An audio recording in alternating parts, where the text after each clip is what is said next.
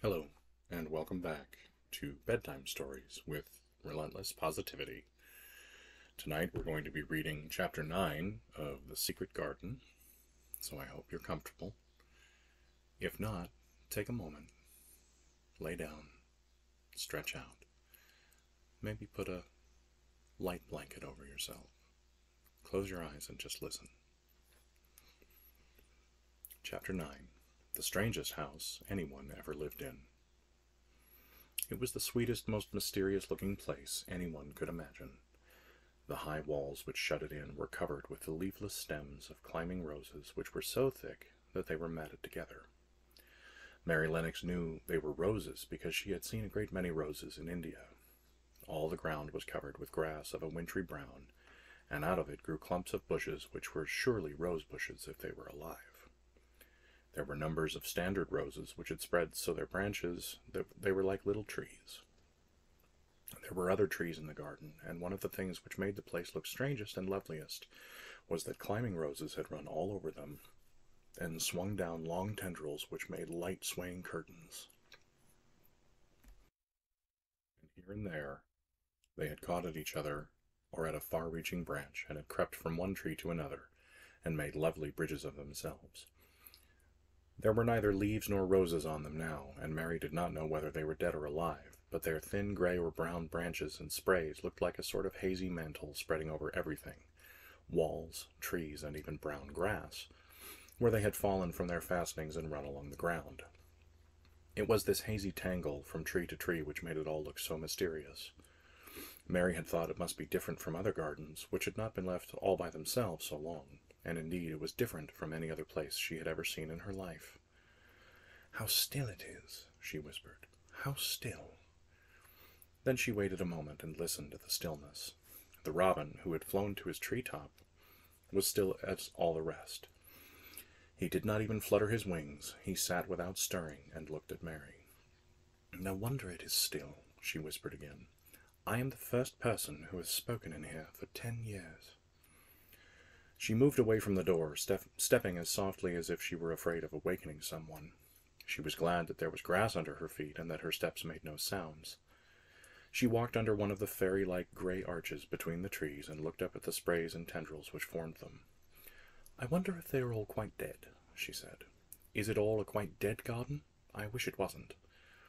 If she had been Ben Weatherstaff, she could have told whether the wood was alive by looking at it, but she could only see that there were gray or brown sprays and branches, and none showed any signs of even a tiny leaf bud anywhere.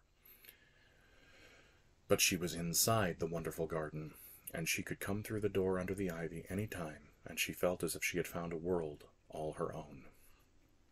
The sun was shining inside the 4 walls, and the high arch of the blue sky over this particular piece of Misselthwaite seemed even more brilliant and soft than it was over the moor. The robin flew down from his tree-top and hopped about, or flew after her from one bush to another. He chirped a good deal, and had a very busy air, as if he were showing her things. Everything was strange and silent, and she seemed to be hundreds of miles away from anyone. But somehow she did not feel lonely at all. All that troubled her was her wish that she knew whether all the roses were dead, or if perhaps some of them had lived and might put out leaves and buds as the weather got warmer. She did not want it to be a quite dead garden. If it were a quite alive garden, how wonderful it would be, and what thousands of roses would grow on every side. Her skipping rope had hung over her arm when she came in, and after she had walked about for a while, she thought she would skip around the whole garden, stopping when she wanted to look at things.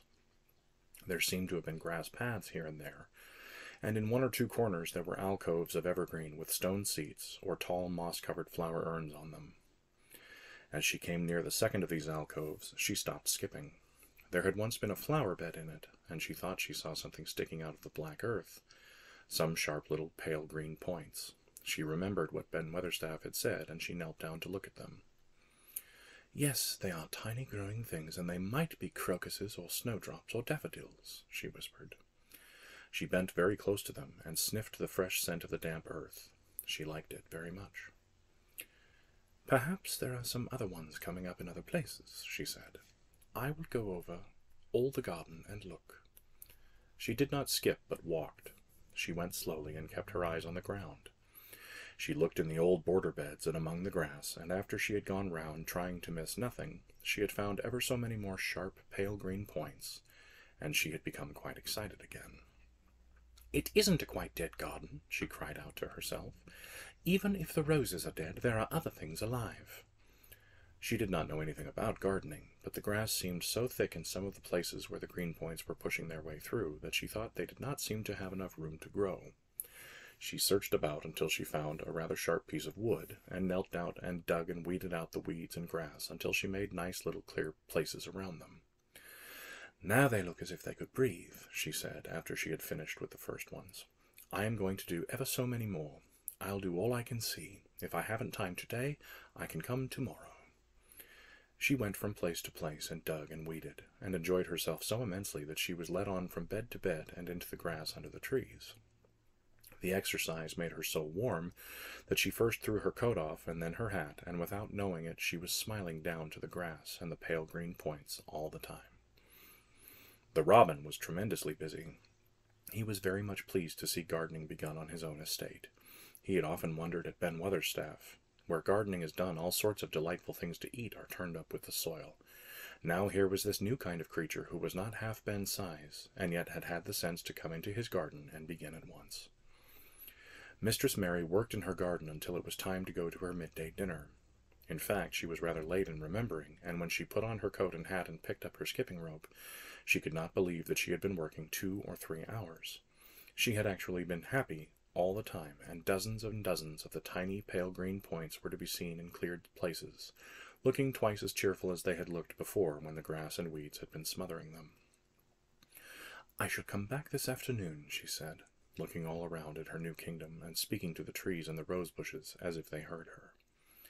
Then she ran lightly across the grass, pushed open the slow old door, and slipped through it under the ivy. She had such red cheeks and such bright eyes, and ate such a dinner, that Martha was delighted.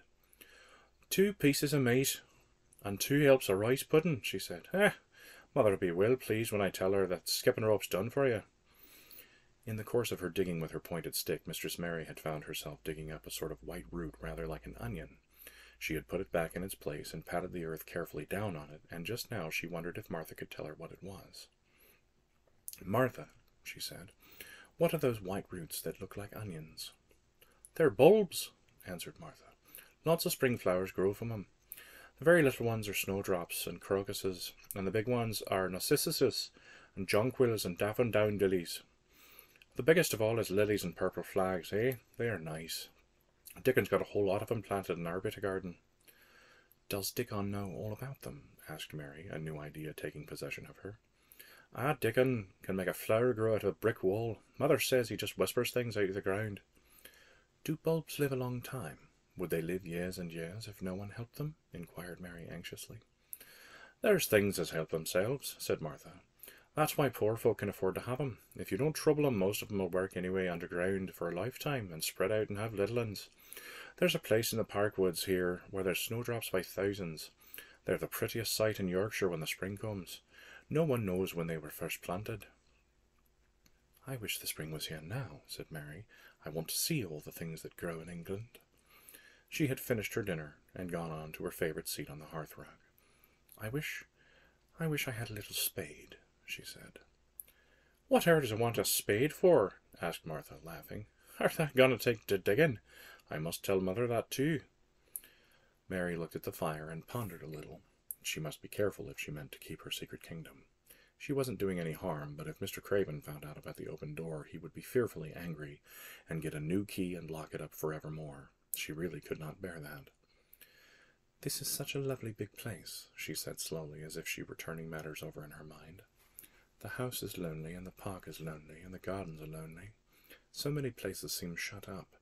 I never did many things in India, but there were more people to look at, natives and soldiers marching by, and sometimes bands playing, and my ayah told me stories. There is no one to talk to here except you and Ben Weatherstaff, and you have to do your work, and Ben Weatherstaff won't speak to me often. I thought if I had a little spade, I could dig somewhere as he does, and I might make a little garden if he would give me some seeds." Martha's face quite lit up. "There now," she exclaimed. "If that wasn't one of the things Mother said. She says there's such a lot of room in that big place. Why don't they give her a bit for herself, even if she doesn't plant nothing but parsley and radishes? She'd dig and rake away and be right down happy over it. Them was the very words she said." "Were they?" said Mary. "How many things she knows, doesn't she?" "Eh," said Martha, "it's like she says. A woman as brings up 12 children learns something besides her ABC. Children's as good as arithmetic to set you finding out things." "How much would a spade cost, a little one?" Mary asked. "Well," was Martha's reflective answer, "at Thwaite village there's a shop or so, and I saw little garden sets with a spade and a rake and a fork all tied together for 2 shillings, and they were stout enough to work with too." "I've got more than that in my purse," said Mary. "Mrs. Morrison gave me 5 shillings, and Mrs. Wedlock gave me some money from Mr. Craven." "Did he remember that much?" exclaimed Martha. "Mrs. Medlock said I was to have a shilling a week to spend. She gives me one every Saturday. I didn't know what to spend it on." "My word, that's riches," said Martha. "They can buy anything in the world that wants. The rent of our cottage is only 1 and 3 pence, and it's like pulling eye teeth to get it. Now I've just thought of something," putting her hands on her hips. "What?" said Mary eagerly. "In the shop at Thwaite they sell packages of flower seeds for a penny each, and our Dickon, he knows which is the prettiest ones, and how to make 'em grow. He walks over to Thwaite many a day just for the fun of it. Does Dad know how to print letters?" "I know how to write," Mary answered. Martha shook her head. "Only Dickon can only read printing. If that could print, we could write a letter to him and ask him to go and buy the garden tools and the seeds at the same time." "Oh, you're a good girl," Mary cried. "You are, really. I didn't know you were so nice. I know I can print letters if I try. Let's ask Mrs. Medlock for a pen and ink and some paper." "I've got some of my own," said Martha. "I bought 'em so I could print a bit of a letter to Mother of a Sunday. I'll go and get it." She ran out of the room, and Mary stood by the fire and twisted her thin little hands together with sheer pleasure. "If I have a spade," she whispered, "I can make the earth nice and soft and dig up weeds. If I have seeds and can make flowers grow, the garden won't be dead at all. It will come alive." She did not go out again that afternoon, because when Martha returned with her pen and ink and paper, she was obliged to clear the table and carry the plates and dishes downstairs, and when she got into the kitchen, Mrs. Medlock was there and told her to do something, so Mary waited for what seemed to her a long time before she came back. Then it was a serious piece of work to write to Dickon. Mary had been taught very little because her governesses had disliked her too much to stay with her. She could not spell particularly well, but she found that she could print letters when she tried. This was the letter Martha dictated to her. "My dear Dickon, this comes hoping to find you well as it leaves me at present. Miss Mary has plenty of money, and will you go to Thwaite and buy her some flower seeds and a set of garden tools to make a flower bed? Pick the prettiest ones and easy to grow, because she has never done it before and lived in India, which is different. Give my love to Mother and every one of you.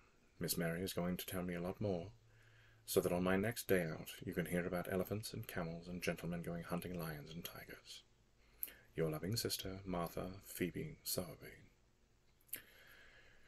"We'll put the money in the envelope, and I'll get the butcher's boy to take it in his cart. He's a great friend of Dickon's," said Martha. "How shall I get the things when Dickon buys them?" "He'll bring them to you himself. He's like to walk over this way." "Oh," exclaimed Mary, "then I shall see him. I never thought I should see Dickon." "Does thou want to see him?" said Martha suddenly. She had looked so pleased. "Yes, I do. I never saw a boy foxes and crows loved. I want to see him very much." Martha gave a little start, as if she suddenly remembered something. "Now to think," she broke out, "to think of me forgetting that there, and I thought I was going to tell you first thing this morning. I asked Mother, and she said she'd ask Mrs. Medlock her own self." "Do you mean," Mary began, "what I said Tuesday? Ask her if you might be driven over to our cottage some day and have a bit of Mother's hot oat cake and butter and a glass of milk." It seemed as if all the interesting things were happening in one day. To think of going over the moor in the daylight and when the sky was blue. To think of going into the cottage which held 12 children. "Does she think Mrs. Medlock would let me go?" she asked, quite anxiously. "Aye, she thinks she would. She knows what a tidy woman Mother is, and how clean she keeps the cottage."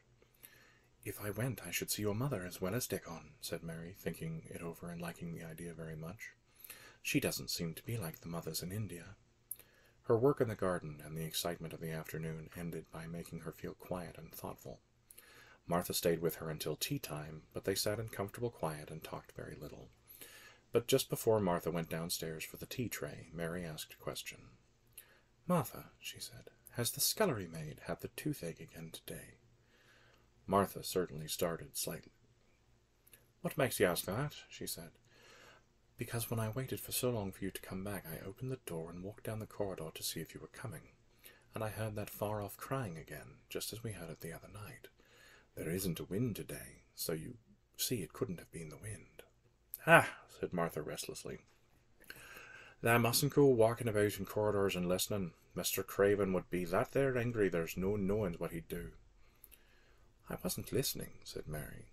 "I was just waiting for you, and I heard it. That's 3 times.